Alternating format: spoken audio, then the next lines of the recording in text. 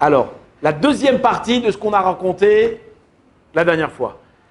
On avait parlé donc de Bilham. Bilham, il avait en lui vous vous rappelez, des mauvais traits de caractère, des mauvais germes. Et lorsqu'on lui a donné donc la grandeur, qu'est-ce qui s'est passé? Ils ont germé en lui, ils l'ont rendu ce qu'il est devenu, un homme terrible, un homme tordu.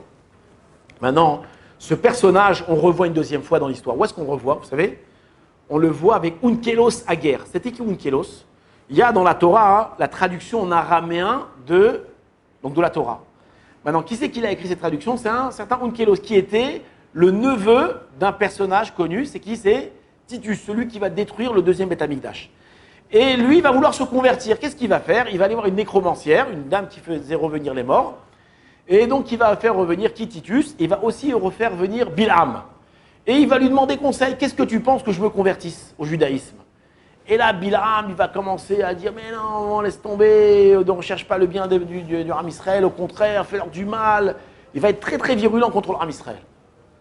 Et donc la question qu'on pose, dit, je ne comprends pas, Bilham, ça fait 1400 ans là, que tous les jours, on te juge de façon extraordinaire, je ne sais plus ce qu'on lui fait là-bas, un truc horrible. Chaque jour, on le trempe, je crois, dans des excréments brûlants, je sais plus ce qu'on lui fait, un truc horrible. Et quoi, tu t'es pas encore réveillé, tu es encore resté avec cette haine, tu es encore resté avec ton... comment on dit, tu n'as pas changé de disquette, une expression comme ça? Tu restes toujours avec cette haine-là. 1400 ans sont passés. Bémet.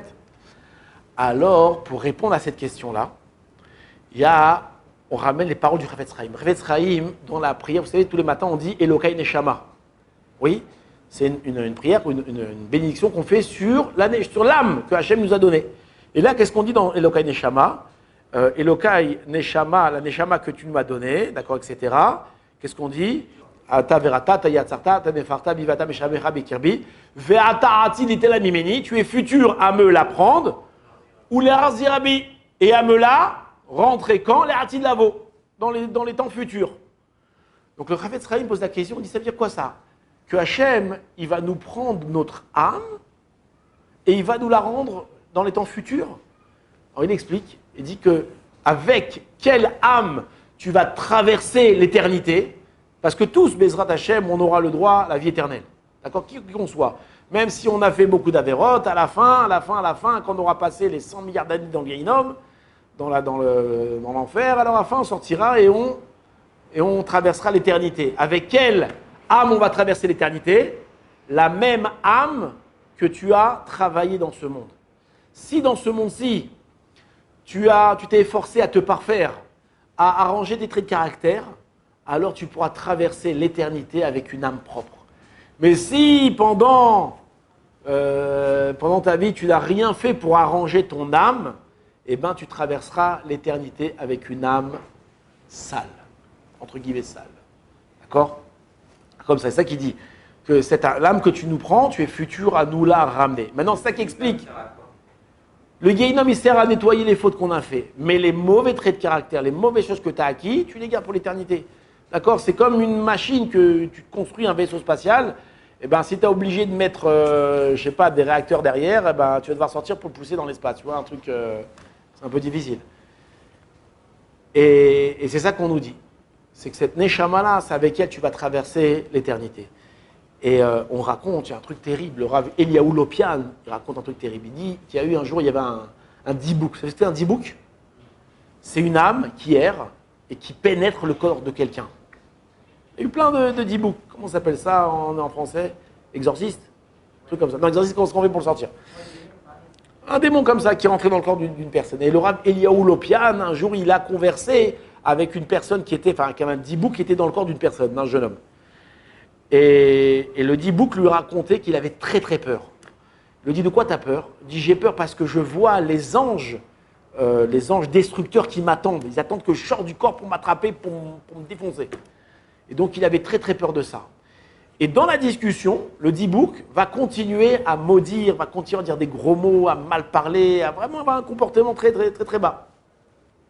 Et le Rav Eliaou Lopian, il va lui demander, il dit, je comprends pas, si tu as une telle perception de la spiritualité, des choses divines, pourquoi est-ce que tu parles comme ça? Pourquoi tu n'essayes pas de te calmer, de t'arranger? Qu'est-ce qu'il lui répond?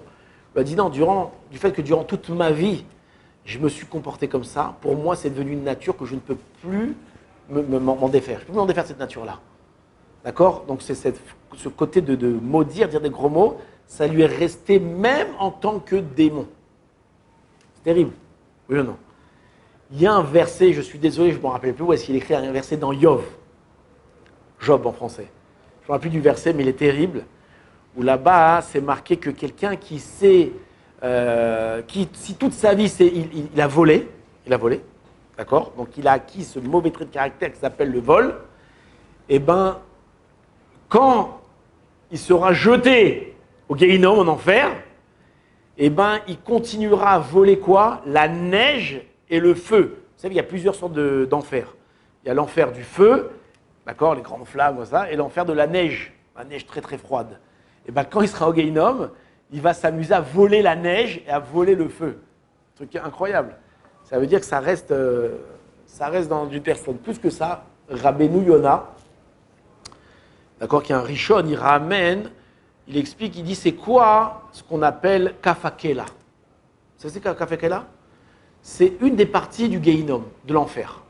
Alors nous, on imagine, alors ça ne contredit pas ce qu'on a dit, parce que tout ce qu'on dit, c'est spirituel, d'accord? Nous, on imagine que le Kafakela, c'est un endroit où on nous prend, on nous trempe dans des bains d'acide, dans des bains de feu, de lave, après dans la neige, après dans le froid, après dans l'acide, après des trucs horribles comme ça. Il dit en réalité, non, c'est pas ça Kafakela. Kafakela, c'est quoi? C'est un homme qui est emprisonné de ses mauvais traits de caractère. Aujourd'hui, ça ne nous dérange pas d'avoir des mauvais traits de caractère. Pourquoi? Parce qu'on n'a pas de perception du divin.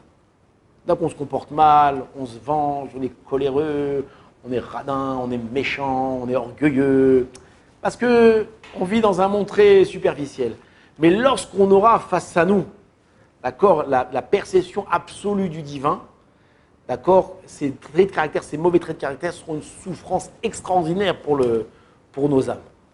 Et c'est pour ça que nous devons nous efforcer, d'accord, de tout faire, de nous parfaire. On voit que Bilham, qui n'a pas fait ses efforts pendant sa vie, même 1400 ans après, il souffrait de ça. Et si on peut finir aussi, on voit les gens âgés. Il y a des gens âgés, ils sont très grognons. Ouais, pourquoi?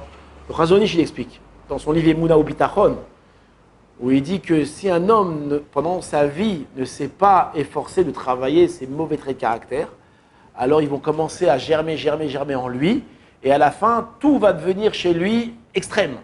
Si c'était à 30, 40 ans un grognon, bah quand il aura 80, ce sera un très gros grognon. S'il était coléreux, il sera très coléreux. Et bien, c'est ce qu'on voit chez les personnes très âgées qui ne sont pas travaillées. D'accord, parfois ils sont en âge des gens invivables. Donc, Bezrat Hashem, ne soyons pas à l'image de Bilham, travaillons-nous, nettoyons nos âmes, travaillons notre caractère. Shabbat Shalom.